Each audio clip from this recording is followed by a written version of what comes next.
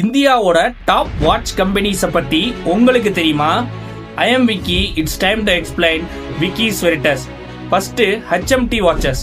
HMT watches 1960களில் இந்தியாவில் தொடங்கப்பட்ட முதல் பெரிய வாட்ச் கம்பெனி. இந்த வாட்ச் கம்பெனி அவங்களோட வாட்சஸை ஜுவல்ஸ்ன்னு தான் சொல்றாங்க. ஏன்னா அந்த அளவு வேல்யூபிளான ஒரு வாட்ச் கம்பெனி தான் ஹெச்எம்டி வாட்ச் கம்பெனி. இது போக ஜவஹர்லால் நேரு பயன்படுத்தின பல வாட்சஸை இன்ஸ்பிரேஷனாக வச்சு இவங்க உருவாக்கின வாட்சஸ் இன்னைக்கும் மார்க்கெட்டில் ரொம்ப ரேர் கலெக்ஷனாக வாட்ச் கலெக்டர்ஸால பார்க்கப்படுது.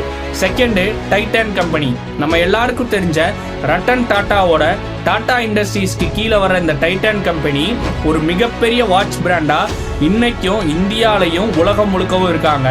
Titan watch company Titan watches மட்டும் இல்லாமல் சொனாட்டா, ஃபாஸ்ட் ட்ராக் போன்ற பல சப் பிராண்ட்ஸை வச்சு எல்லா ஏஜ் கேட்டகரிஸ்க்கும் எல்லா செக்மெண்ட்ஸ்க்கும் அவங்களுக்கு ஏற்ற வாட்சஸை கிரியேட் பண்ணி ஒரு டாப் பிராண்டா இந்தியாவில இருந்து உலக வாட்ச் கம்பெனிஸோட போட்டி போட்டுட்டு இருக்காங்க. இது போக Titan company world thinnest watches அப்படின்னு தயாரிச்ச ரொம்பவும் மெல்லிய வாட்சஸ்கள் உலகம் முழுக்க ரொம்ப பிரசித்தி பெற்றதா இருக்கு. மூணாவது ஆல்வின் வாட்சஸ். 1970 தொடங்கப்பட்ட இந்த ஆல்வின் வாட்சஸ் அப்போ ஒரு அஃபோர்டபுள் பிராண்டா இருந்தாலும் இன்னைக்கு அந்த வாட்சை உங்களால் அஃபோர்டபிலிட்டியில் வாங்கவே முடியாது.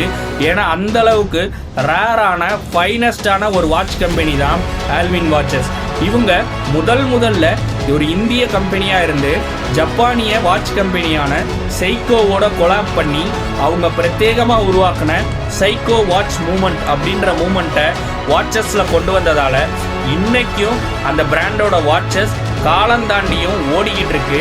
இன்னைக்கு ஆல்வின் வாட்சஸை கலெக்ட் பண்ணுறதுக்காக ரேரஸ்ட் ஃபைனஸ்ட் கலெக்ஷன் சொல்லி வாட்ச் கலெக்டர்ஸ் அவ்வளோ போராடிட்டு இருக்காங்க. இந்தியால இருந்து உலகம் முழுக்க இப்படி வாட்சஸை கிரியேட் பண்ண இந்த வாட்ச் கம்பெனிஸை பத்தி நீங்க என்ன நினைக்கிறீங்க?